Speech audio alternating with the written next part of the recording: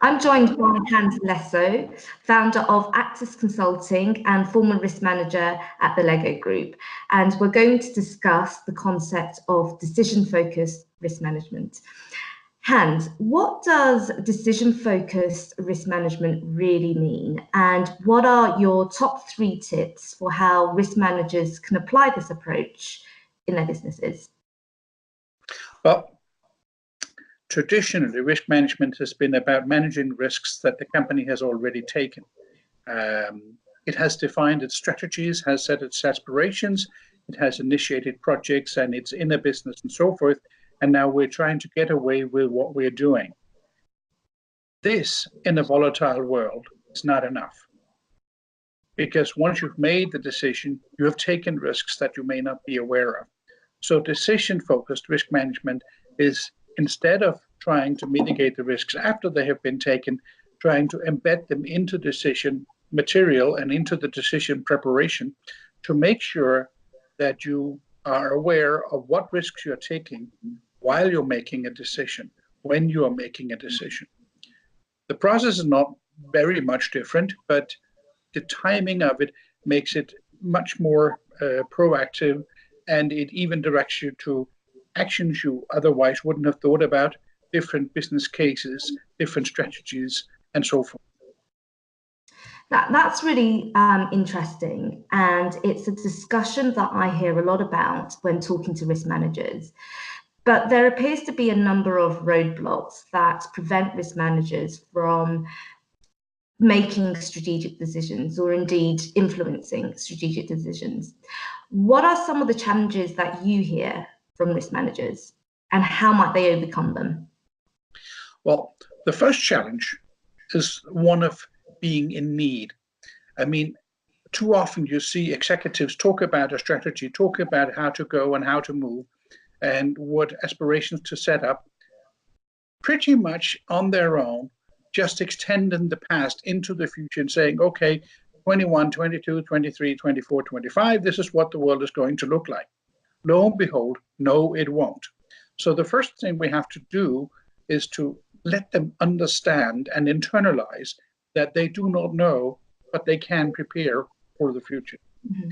The second thing is that based on the tasks which risk managers have had so far, being mostly reactive and handling risks already taken, executives are not immediately likely to accept that risk managers can influence or should influence decisions they may never have been involved in any.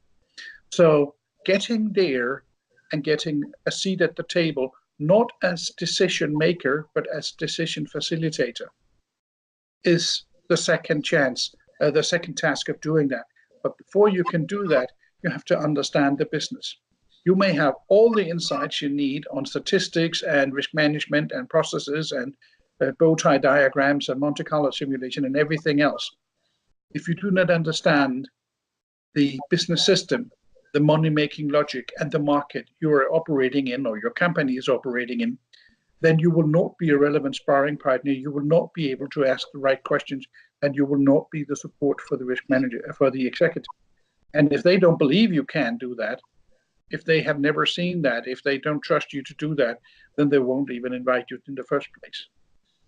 And I like this concept, this idea that risk managers are decision facilitators. I think that's a really powerful description for what a risk manager role is in the 21st century. What about things such as risk tolerance? How can that truly aid strategic decisions? Well, first of all, we have to face that risk tolerance is a risk management concept, which means if you're not a risk manager, there's a limited chance that you will have anything more than an intuitive understanding on what it is. But we all recognize it. We all use it every day. I mean, you will face situations where you say, no, I dare not do this. You look for traffic before you cross the road. That's mitigating a risk of being run over. Sometimes cars are so close, you dare not cross the road. That's because they are closer than your risk tolerance. Everybody has a tolerance for how much risks they're prepared to take. Lo and behold, every person has their own. And if a company has to be run effectively and exploit the limits of their risk tolerance and really grow as much as they can, prosper as much as they possibly can, they need to understand what's the company risk tolerance? How much loss can we bear? How much loss are we prepared to bear in our pursuit of growth and prosperity? So the risk community strongly advocates taking a holistic approach to risk management. But what does holistic and effective risk identification really mean in practice? They're two different things. Once you have, if you're looking at risk managing a project or a business, you may be looking at risk management of the sales and order process within the company, which would be a good approach to take. Then you look at the sales and order process. The holistic approach ensures that you look at what comes upstream before that. What are the forecasting? What are the market developments? What are the trends coming into this process? And what is behind it? What about capital investments and planning, manufacturing planning, vendor reliability, and all those risks that comes after your forecast? You need to look at supporting functions. Do you have the people? Do you have the IT system? The same goes for risk managing a strategy or any other decision. You have to look around. What about business conditions, competitive situations? So you need really to take a 360-degree look at what you are risk managing, what you're trying to risk managing at this particular point in time, or with this particular effort that you're doing. You also have to look at the center, your actions, you're on your own. Do you have the resources? Are you going to make it work, and so forth?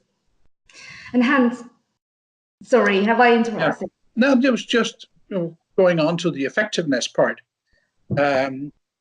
If you ask a CFO or a CEO, he may say, we have a reputation risk, deal with it.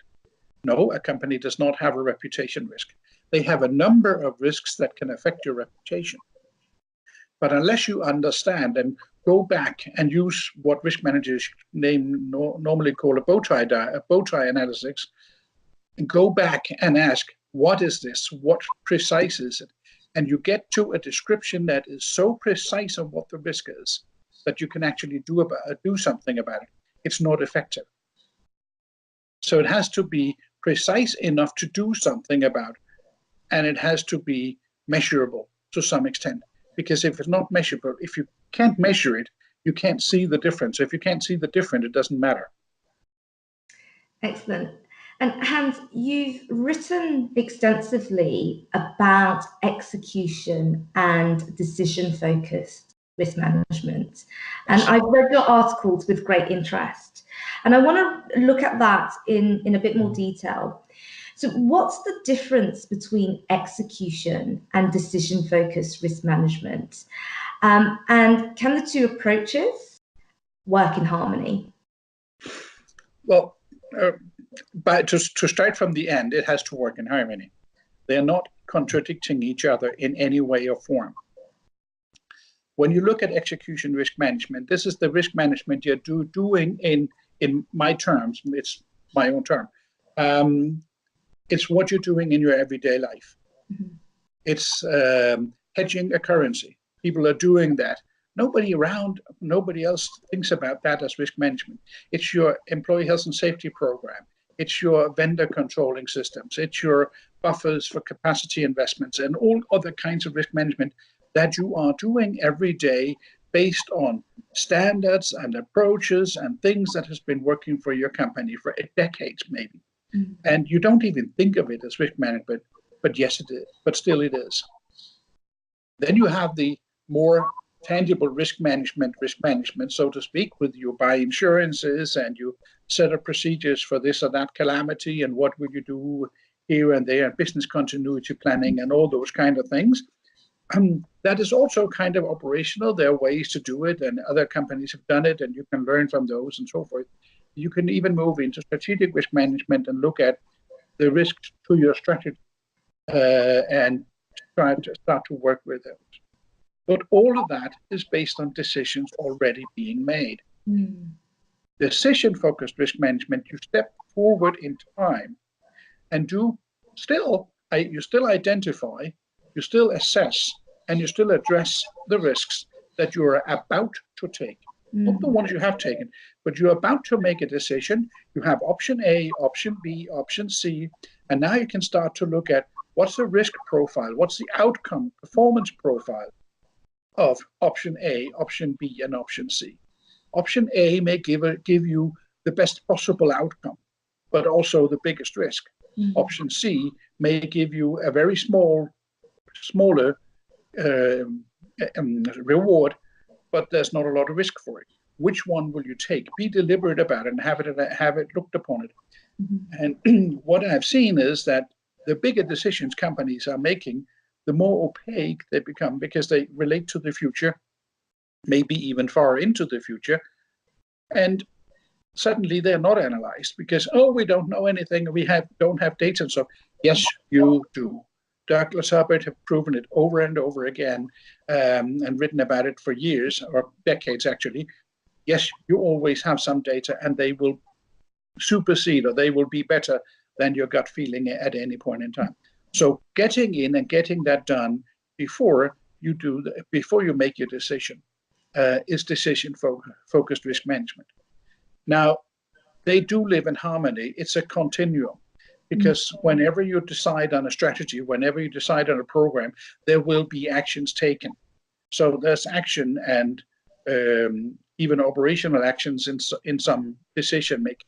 And yes, in your decision making on your everyday life, or in your operation everyday life, you're making decisions. So it's not either or, but it's element of both, and they should be done in both. Excellent. Thank you very much for taking the time to talk to us. Okay.